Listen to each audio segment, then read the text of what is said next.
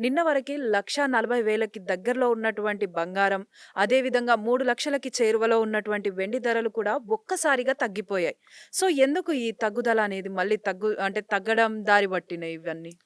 2025లో మొత్తం మనం చూసుకుంటే గనక గోల్డ్ నుంచి యావరేజ్ మీద ఒక 70% రిటర్న్స్ దాకా వచ్చినాయండి. హ్మ్. అండ్ సిల్వర్‌లో అయితే ఆల్మోస్ట్ 170% వరకు వచ్చినాయన్నమాట.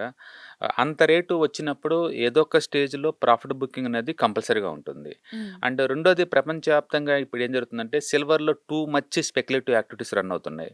అండ్ చైనా వాళ్ళు రేపు జనవరి 1 నుంచి ఎక్స్‌పోర్ట్స్ మీద బ్యాన్ పెట్టబోతున్నారనే న్యూస్ వస్తున్నాయి. అండ్ ఈవెన్ అమెరికాలో గూడా కొన్ని ట్రేడింగ్ ప్లాట్‌ఫార్మ్స్‌లో ఏందంటే సిల్వర్ మార్జిన్స్ పెంచారనమాట. ఓకే. దాంతోటి అండ్ షార్ట్స్‌కి ఏర్పడి ఎవరైతే పెరగదు అని షార్ట్ కొట్టారో వాళ్ళందరూ కవరింగ్ ఒక్కసారిగా బిగించేసరికల్లా వరల్డ్ వైడ్‌గా నిన్న మండే మార్నింగ్ 10% దాకా పెరిగినాయి. హ్మ్. అంతకుముందు ఫ్రైడే ఈవినింగ్ అమెరికన్ మార్కెట్స్‌లో సిల్వర్ 10% పెరిగిందండి. దాంతోటి వరల్డ్ మార్కెట్స్ మొత్తం మండే ఓపెనింగ్‌లోనే బాగా పెరగబోతున్న విషయం అర్థమైపోయింది. హ్మ్. మండే ఎప్పుడైతే మార్కెట్స్ ఓపెన్ అయినాయో ఒక్కసారిగా ప్రాఫిట్ బుకింగ్ బిగిన్ అయింది.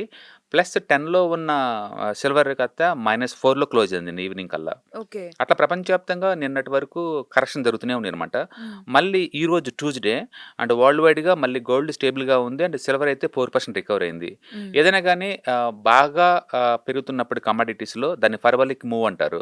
అంత పెద్ద మూవ్ జరుగుతున్నప్పుడు కరెక్షన్స్ కూడా అదే స్టేజ్‌లో ఉంటుంది. ఓకే. కాబట్టి ఇప్పుడు ప్రాఫిట్ బుకింగ్ జరగటం వల్ల, షార్ట్ కవరింగ్ అయిపోవటం వల్ల, ప్రాఫిట్ బుకింగ్ జరగటం వల్ల ఎంతకంత కరెక్షన్ గురవుతుందన్నమాట. హ్మ్.